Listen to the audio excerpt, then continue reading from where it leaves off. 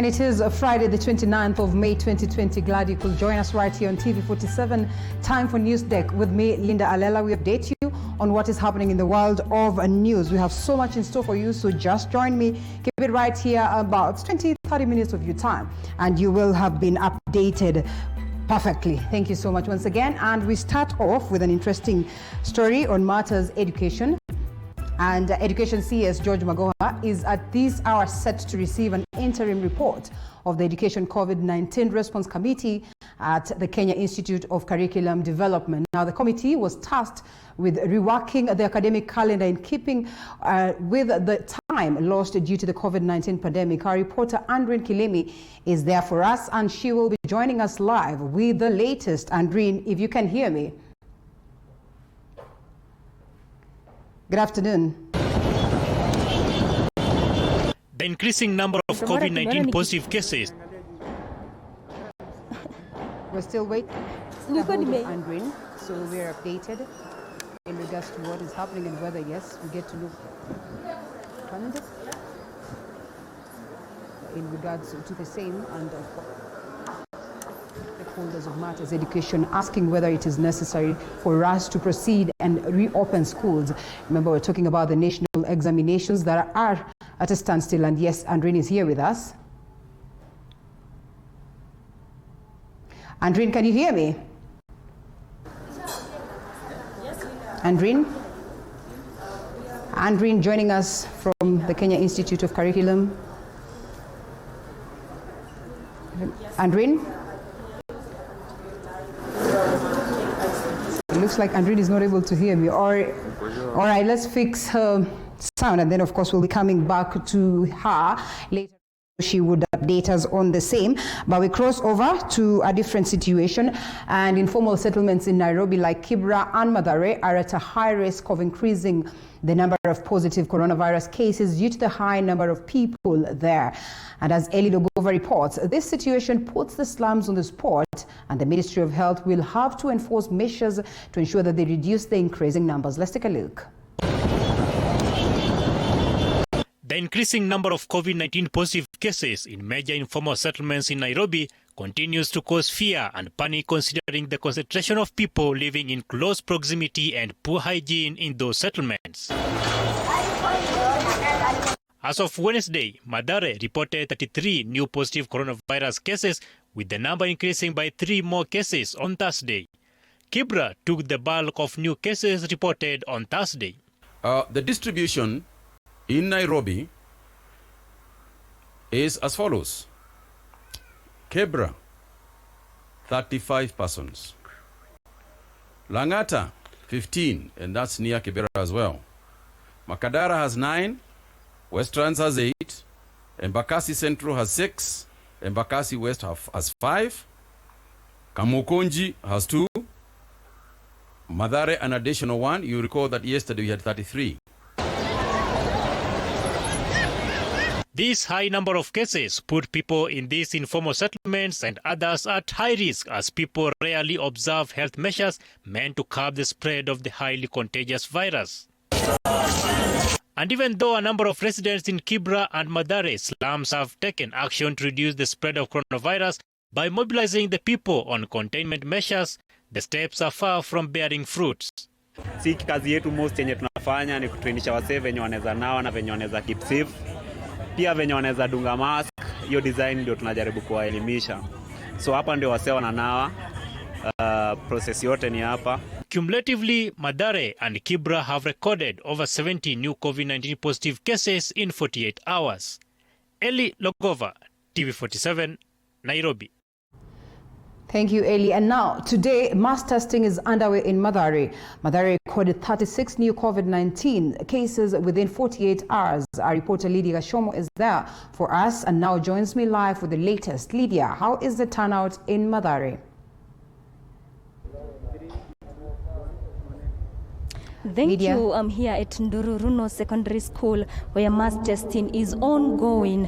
And Ndururuno Secondary School is in Mathare constituency, and Mathare recorded 3 new cases yesterday.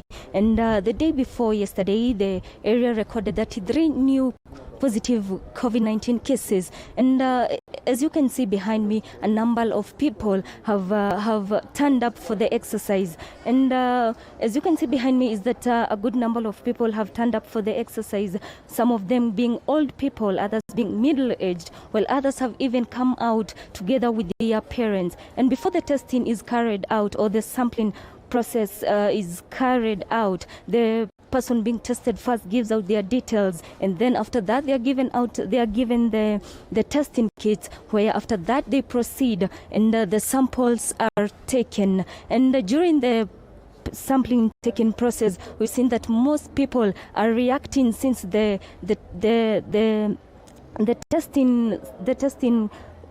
testing seems uncomfortable, and due to that most people have complained that most people are fearing to even turn up so that they can be tested. And earlier on I talked to a few number of people, some of them who had come to this place but they feared being tested after seeing how the people being tested are reacting to the process itself. And I also talked to some drivers who came to this place, and they said that they came here at their own goodwill so that they can know their COVID-19 status. But some of them also said that they were here so that they can get the certificates which will help them to cross borders so that they can be able to travel even beyond the Nairobi County borders. And as you can see for now is that the testing is ongoing. We can see that the officials who are carrying out the test are even changing their gloves before handling another person or before taking out the samples from one person. And as for now, the good number of people have turned up, and about or more than 200 people have turned up to this place to be tested, or more than 200 people have already been tested. And the target of the officials is that they will be able to test more than 500 people by the end of this day. So people are still streaming into Ndururuno Secondary School in Mathare constituency so that they can be tested. And as for now, most people have already come out, and the testing is ongoing well. There are no challenges as of now, but the only challenge that is there is that most people are reaching here, and after seeing the reaction of some people when being tested, they just go back. But most people are still coming out to be tested, some of them at their own will, and while others are here so that they can maybe receive, for example, the drivers I talked to on earlier, so that they can have the certificates which will show that they are COVID-19 free. And that is the situation here at Ndururuno Secondary School in Mathare constituency. Back to you, Linda.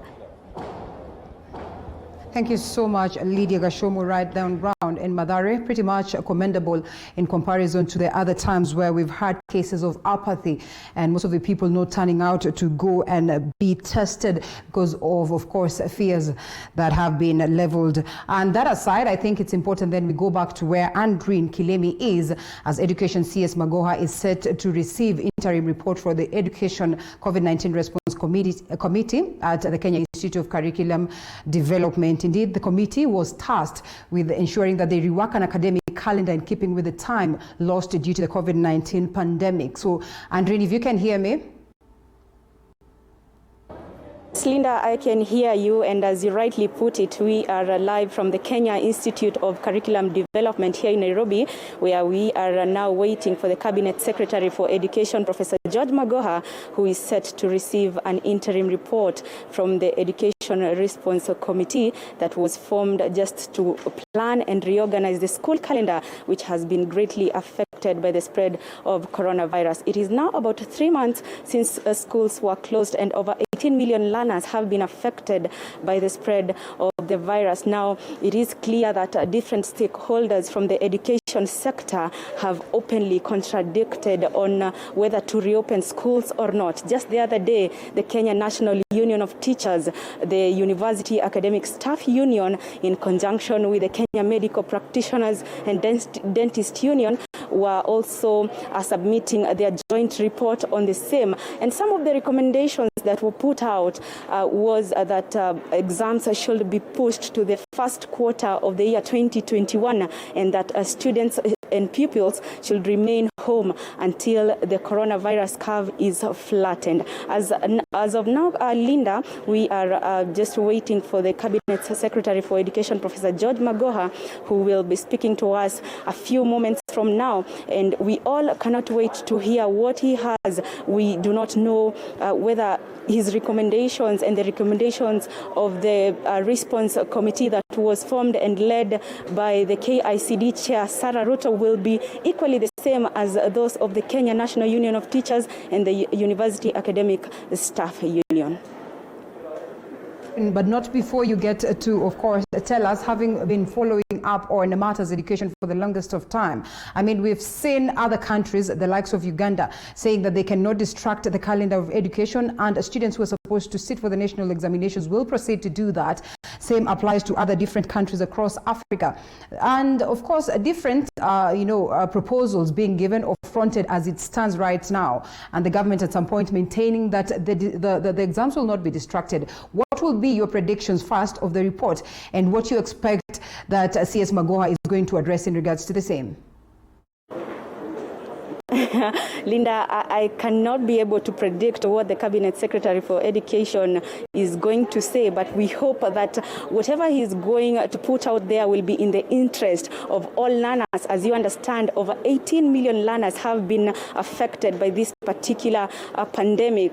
We are in, day out saying that students are learning from home using the online materials, but as we understand, some of our kids and some of our children back at home are not able to access technology, which is a bit expensive here in the country. We have seen the likes of children and students from parts of Mandera, parts of Marsabit. A report was released just recently by Usawa Agenda indicating that 22 out of 100 learners in the country are able to access online learning, and out of 10 parents, only 6 are able to assist their kids in that particular area, which is technology. So as of now, what we can do is just wait and hear what the Cabinet Secretary for Education has for us. Waiting for that very report, Andrin Kilemi, and we're looking forward to hear from you later on the comprehensive bulletins that we'll be having. Thank you so much. It's now time for us to cross to some beat of matters politics. And a day after the NASA coalition de-whipped its members from various committees in the National Assembly, now the ANC party leader Musalia Mudavadi has come in defense of Butere Member of Parliament Tindi Mwale, saying that Minority Whip Junet Mohammed has no authority to discipline any member from the coalition, since every part in the coalition has its disciplinary process. Mudavadi spoke to my colleague Liz Mutuku a while ago, and this is what she has to say, or what he had to say. Vile mimi navyoelewa mkataba wetu ama coalition yetu, mimi ama chama cha ANC hakiwezi kutoa nidhamu kwa mwanachama wa ODM, wala Ford Kenya hawezi kutoa nidhamu kwa mwanachama wa ANC, wala ule wa Wiper hawezi toa nidhamu kwa yule wa ODM. Kwa hivyo jambo la kwanza la kushangaza ni kwamba ni kwa nini ODM inajifanya prefect wa kujaribu kusema watatoa nidhamu ama uamuzi wa nidhamu kwa mwanachama wa ANC. Mimi sikubaliani na msimamo kama huo, kwa sababu kama kuna shuku lolote kuhusu mwanachama wa vyama tanzi wa mrengo wa NASA, njia bora ya kutumia ni kwamba swala la huyo mjumbe litapelekwa kwa summit, kama ni jambo la kisummit, sisi tujadiliane, na summit inahusisha party leader wa ODM, party leader wa Wiper, party leader wa ANC, wa Ford Kenya na chama cha mashinani. Kwa hivyo kama mmoja wetu ama mjumbe kutoka hivyo vyama ana shida, basi tunaweza zungumzia pale. Lakini ikiwa ODM wanataka kutoa nidhamu kwa mwenzao kibinafsi, wanaweza fanya hivyo. Swala ambalo sisi hatupendelei na mimi sipendelei ni wao kujaribu kuniambia kwamba mwanachama wa ANC ambaye ni Tindi, ambaye amekuwa mwaminifu kwa chama cha ANC. Hakuna disciplinary measure yoyote juu ya Tindi katika ANC. Ndio sasa wanaosema anatimuliwa kwa sababu yuko disloyal. Disloyal kwa nani? Mimi nimezungumza na kinara wa ODM na nimezungumza na minority whip wote wawili. Nimezungumza na Junet Mohamed na nimezungumza na Mheshimiwa Raila. Nikamwambia, je, wewe unajua ni kwa nini wanatoa wanataka kukuwa na punishment juu ya Tindi? Sisi kwa ANC tuna imani na Tindi. Tindi hajasaliti chama cha ANC kamwe kwa njia yoyote. Kwa hivyo ni nani ameamua Tindi ni msaliti? Msaliti kwa nani? Hajasaliti chama cha ANC. Yeye amesimama imara na chama cha ANC. Ukweli ni kwamba kuna mgawanyiko, watu wanachukua nafasi zao vile wanavyotaka, lakini la kushangaza, kwa kimombo wanasema who will cast the first stone.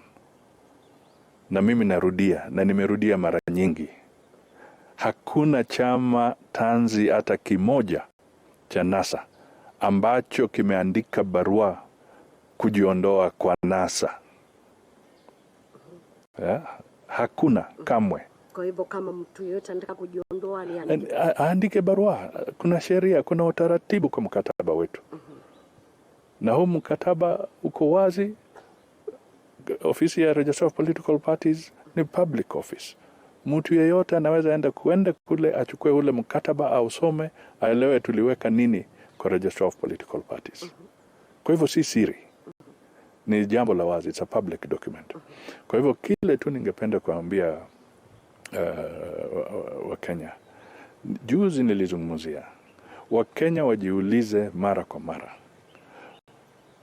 Je, tunachanganyishwa sana na wanasiasa?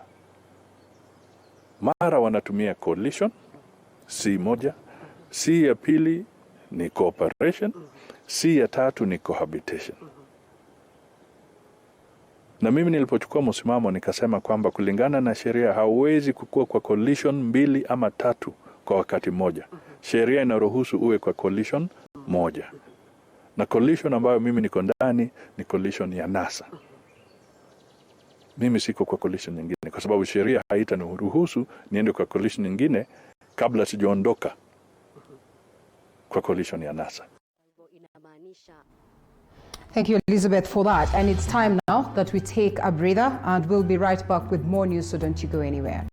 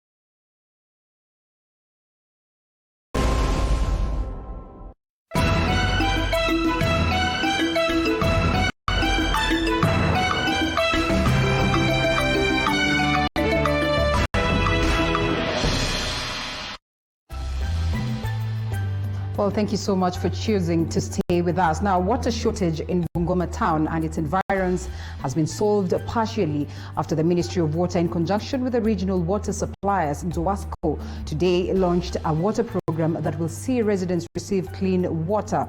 Bungoma has had a water shortage due to dual carriage program that has left many of water pipes destroyed. Our reporter Mike Kagungo is currently at the scene and now reports.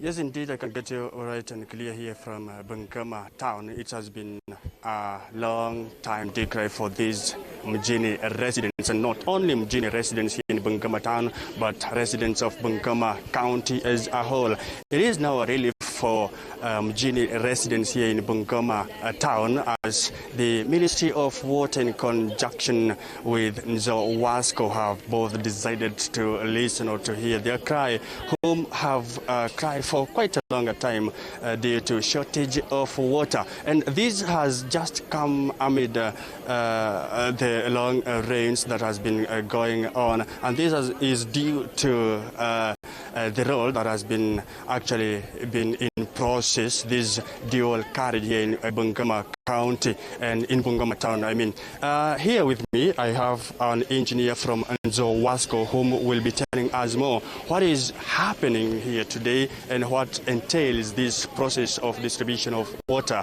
in Mjini. Please, how are you, Mr. Engineer? You will start with your names and tell us today's process and today's function. What are you intending to do here in Mjini? My name is Tom Musungu, the regional manager, Nzoia Water Services Company, Bungoma. We have come here to launch water distribution. Basically, it is a CSR by the company jointly with the county government of Bungoma. Just for purposes of, for those who do not know, Bungoma County is the shareholder of Nzoia Water Services Company. They jointly sharehold with the county government of Nzoia. So we have come as a CSR to the community, and we are doing it jointly with the county government of Bungoma. We have come to launch the water distribution, as our business is water. So we intervene during this pandemic period of the COVID-19. We intervene by bringing water as a CSR to the community. Yeah. We can see a booth here, and it's actually only one. Are you people intending to do this one for only today, or maybe it's a long process?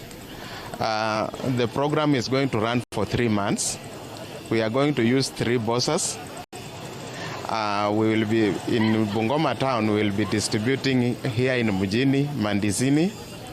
We will also have the same going on in Webuye, Dina, Molo, and then we'll have another bossa doing the same in Kimilili, Kamtiong, and Falcon areas. What can you say caused shortage of water in Bungoma town? I would say water is a scarce commodity, and world over, water is not enough. It is a scarce commodity.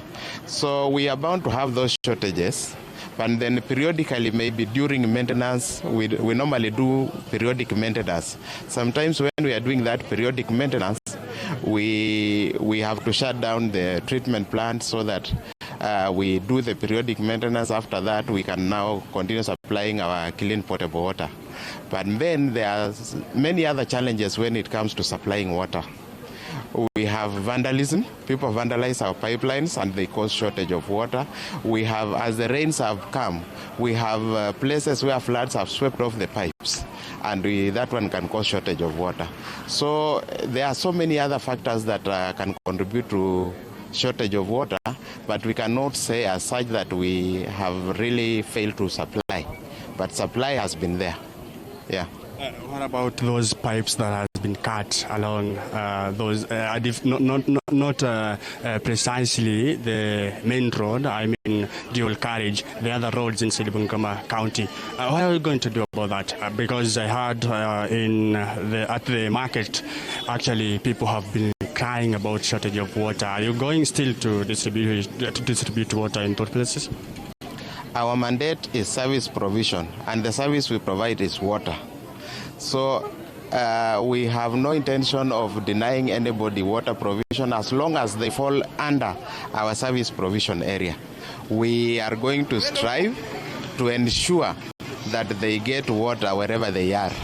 So anywhere we know we need roads and we need water. We know sometimes pipes have been laid, and whenever there is an expansion of the road, the pipelines are infringed. But that one is taken care of. With the interventions that we have, some delays can be caused, but then maybe procurement or something, but then we are on top of things and we are going to ensure that they get water. Thank you. Thank you so much. Indeed, as you can see, it's all about assisting Bungoma town residents. We shall be bringing you whatever is happening here in Bungoma County during our bulletins, main bulletins. That is one, other is 7 p.m. and 9 p.m. So kindly stay tuned. My name is Mike Kagongo from Bungoma County. Back to your studio. Yes, and as we had told you earlier on, Education CS Magoha is at this hour set to receive, and I think he's on board already to report the report of the education sector.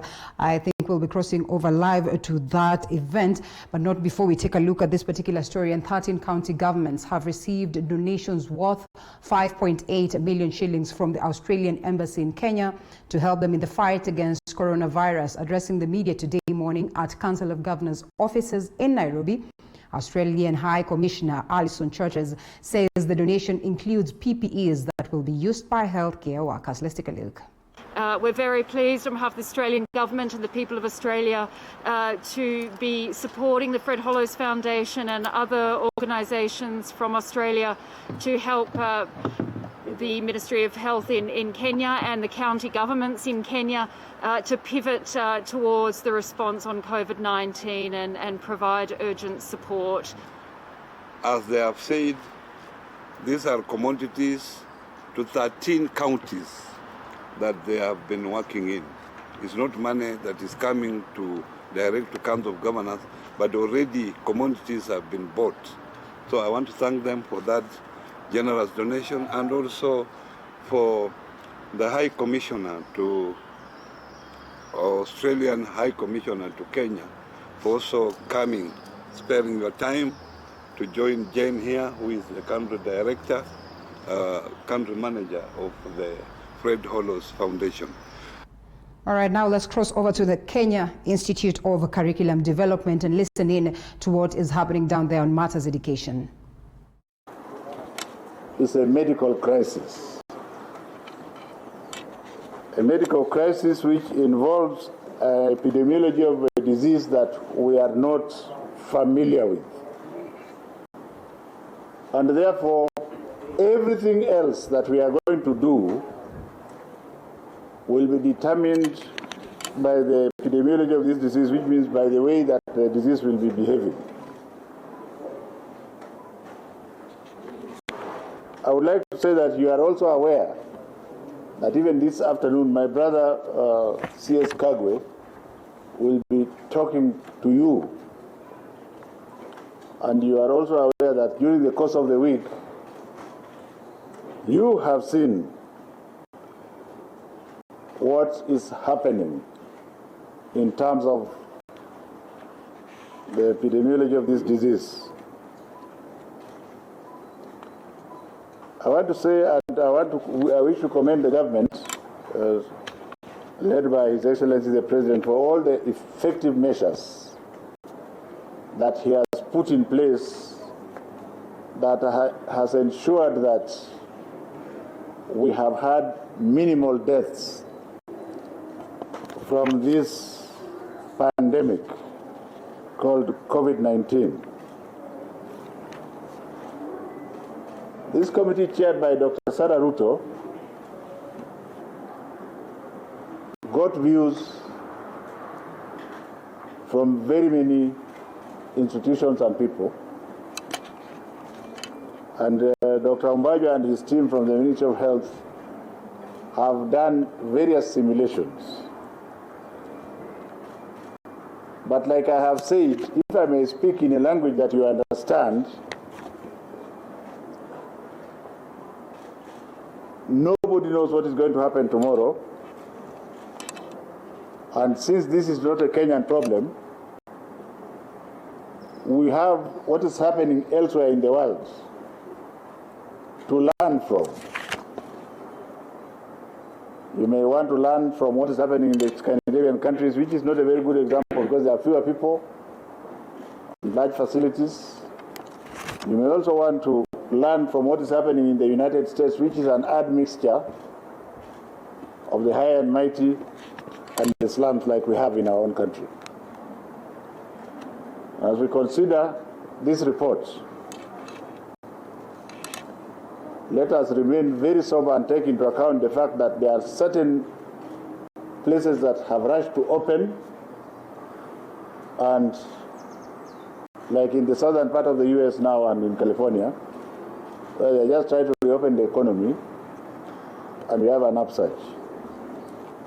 So the question that we ask ourselves is, which will be the comfortable number of deaths that we want to be responsible for?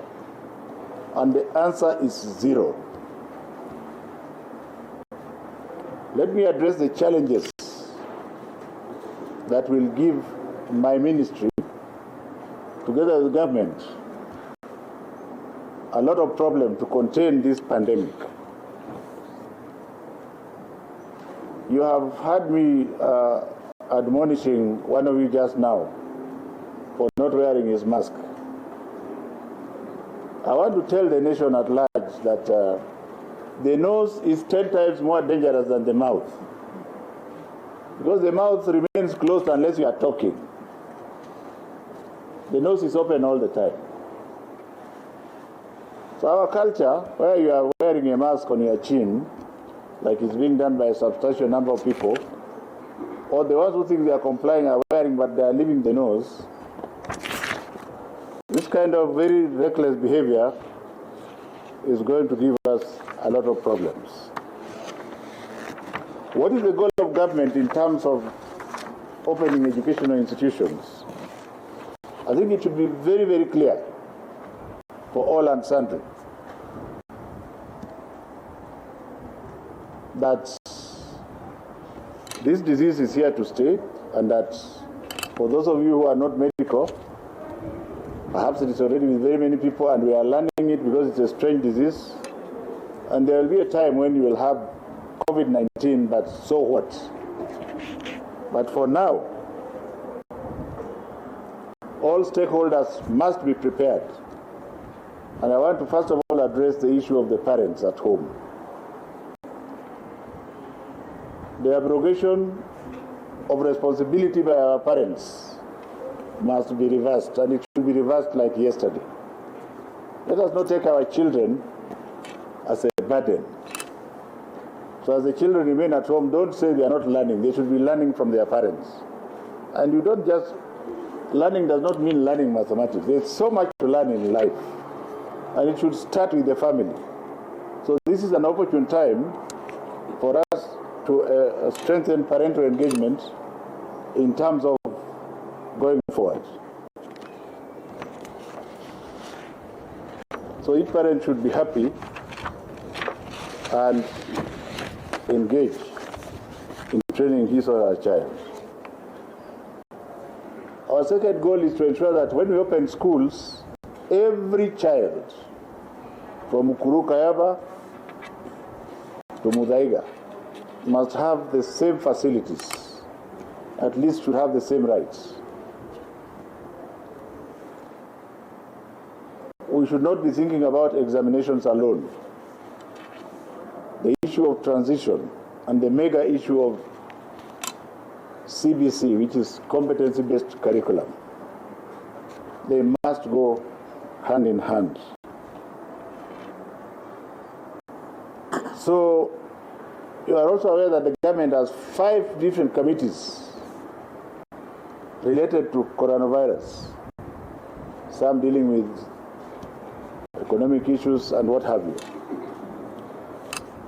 So we have discussed the preliminary report inside here and given our inputs. And I've told you the goal of this report was not to open or close schools. The goal was to ensure that our children remain safe whenever we decide to open the schools. And that the sole determinant will depend on what is happening in the country and elsewhere and the Ministry of Health. Going forward, the government wishes very strongly to urge parents and guardians and caregivers to continue providing guidance to their children as they learn from home, including supervising their studies from broadcast. But it is also needless to say that many of the parents have lost their means of livelihood. Everywhere. In the United States now we have 40 million, which is one in every fourth American has no job. Perhaps it is the same thing here. But the children are yours. And everybody is bleeding from the economic point of view. And I think together, and with God on our side, we should be able to get elsewhere. I am aware that this report reached you irregularly before it was delivered to me, but then that is being Kenyan. There's nothing wrong with it. A Kenyan is a very strange person. I'm going to urge the fourth estate to help us to fight this virus by leading by example and helping us to ensure that the right thing is done. Once we have corrected this report, and I hope that we respect our professions like you have done in the past, that will allow me to see my report and look at it and come and present it to you.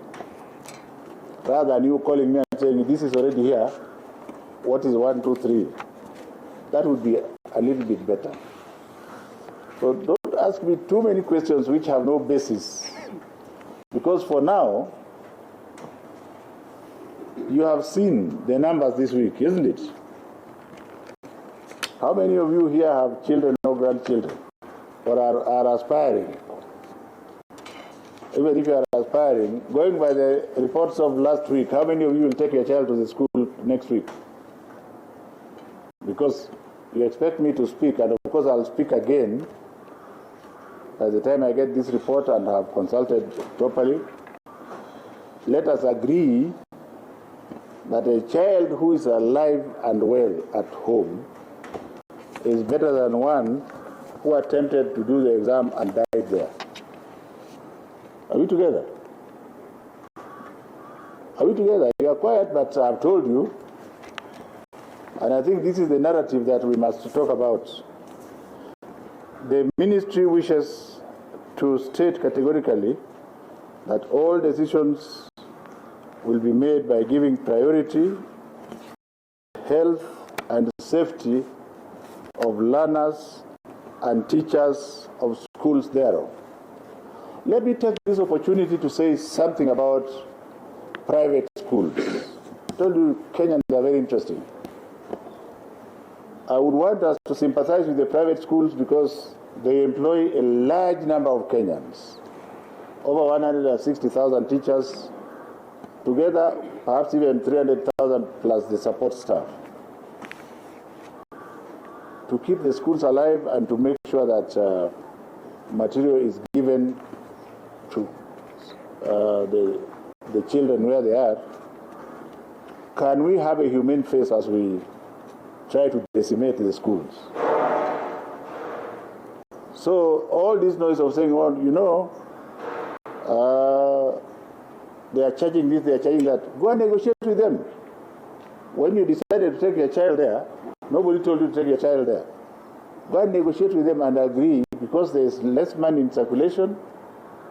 Make sure that you continue to pay for the services you are getting from them, so that they can keep the teachers in their positions. It will help the government manage better. Otherwise, what is going to happen is when the private schools collapse, it is government who is going to deal with them, because all those children will come to the public schools. So let us be reasonable and rational, and let me wish you all the very best. I think the next time I talk to you, I'll be telling you very clearly which area the government is doing, not with a finality, because you may find that after 2 weeks, we are reporting 1,000 cases. You have seen cases in South America, a country I don't want to mention, where even the doctors ran away and even the corpses were just being burnt on the streets. These are serious possibilities that Kenyans must deal with as we want to gamble with the lives of our children.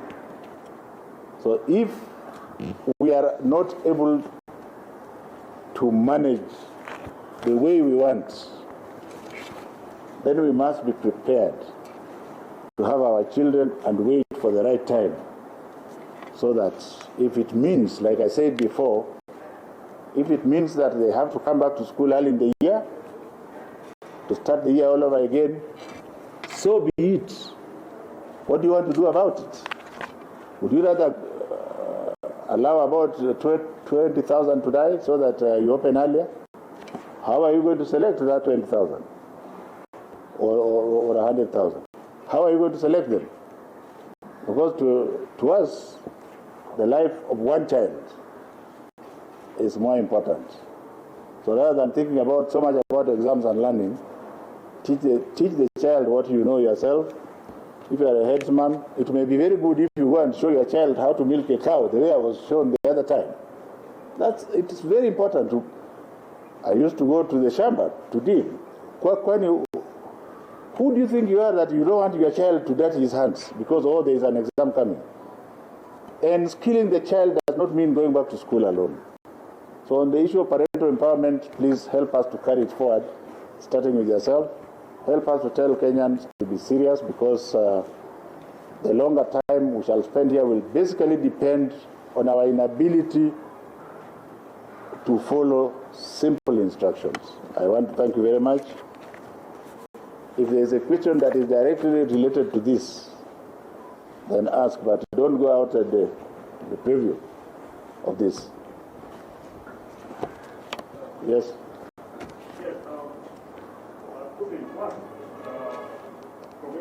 Who are you first?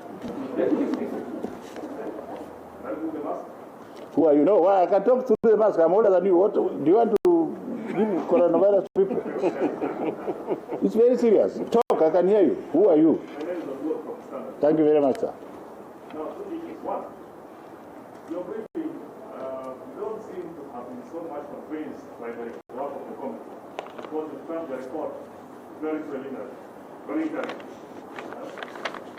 Comment on that. Two, as you focus on containing the virus, ahead of opening, you say that when the schools open, they should have similar facilities, same facilities. What is happening now, you know there are schools that don't have running water, social distancing, more infrastructure. Are we waiting for the day when we know schools open, then we begin to work on that? What's happening? Have you had Miss Billy Natosa? I will answer two of them, because for me, I follow you, you respect yourself. You say two, you are tatu ni ya mtu ingine. But just to comfort you, government is one government. It is one government with one leader, His Excellency Uhuru Muigai Kenyatta. All the others are under his umbrella. So if we don't mention you by name, it doesn't mean we don't consult you. That is point number one. Point number two, maybe I don't speak good English like you journalists. I have said we have consulted inside this room, and you can see the battery of people. My two CSS, all the PSS are here, the experts are behind me. I've said we have consulted. I know you are fixed on the issue of timelines. That is the least important thing for me. Are we together?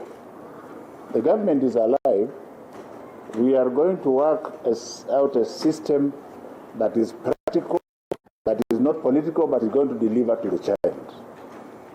We all know that there must be water in the schools. And who has told you that you have not started putting water in schools? There is the WASH program, which is all over in some parts of Kenya. And as we speak now, we are trying to get water to schools. But we shall make sure that that is done to a critical level that is reasonable before we open our children. With regard to this, ask yourself what you are doing with it yesterday. Because I got this at 8:30 in the night. Are you professional? If you are cooking meat, my friend, or you want to fry meat, there's kitungu there, nyanya, ipapo, there's oil. Now, you see the meat and you throw it out to somebody to go and eat before you even put it on fire. So I have chosen not to comment there, but it's thoroughly unprofessional to get a working document and then go and streamline it as if it is a fait accompli. So I will not comment beyond there. Are we together? Because you have your own input. I hope you did have an input in this. Because you are not just a reporter. We said anybody with an opinion should come. There's nobody who is an expert or who is a citadel of wisdom. But I want to assure you that whatever is going to come out as a final report will be reasonably well informed, but it shall never be cast in stone because this disease behaves in a very abnormal manner. And therefore, let me end by saying that these are not normal times. These are not normal times. So, since they are not normal times, we must also start behaving abnormally to be able to deal. Is there any one more question, Amayo Natosha?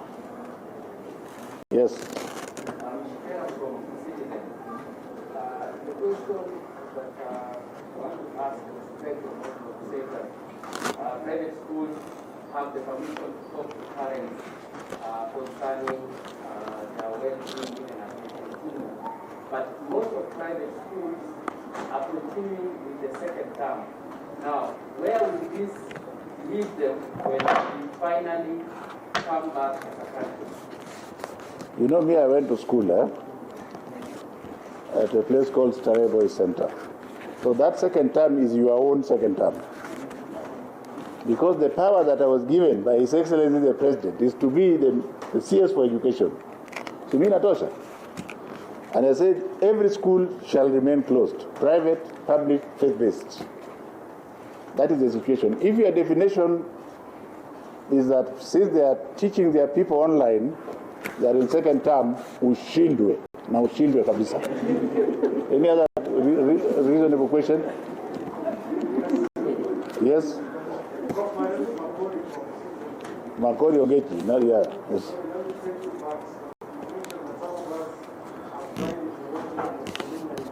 Illegally.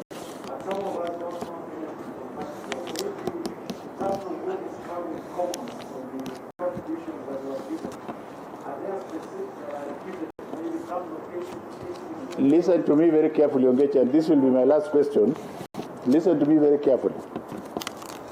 I already said this is just a working document. Huh? The reason I'm addressing you is to calm down the waters in the nation because you are scaring people. When everybody is asking me, oh, what is this? This is in the report. And I have not seen the report. Then my people are still working on it. Are we together? So I don't know actually what you are talking about because from what I've seen there's a lot of panel beating to be done. And I think you should in future, we have worked with you, Wanongechi, under many circumstances. When did you shift so that you go to other people to give you information? Don't you get the information from the horse? So if the horse has just seen the document and it is very, very premature, why do you want me to take time to talk to you about it? We have been in there for about 2-3 hours. We have been working. So please, what you know, when my team comes with a document that we can present to you, and it will be very soon because it has to be before the 4th of June, because then we have to make a pronunciation then. It has to be very soon, so don't worry. We will panel beat the document and hope that it will, the information will be shared with you. Some might be the same, some will have varied, because we have new facts that we have to put inside. I want to thank you very much for your continued cooperation to build one nation, and hope that even you that you are related to your children, spend a bit of time with your children, whether they are yours, or whether they are your brothers, or whether they are your guardians. Spend a bit of time after you have finished your work to educate them. Thank you very much. Thank you. You're welcome. Asanteni sana.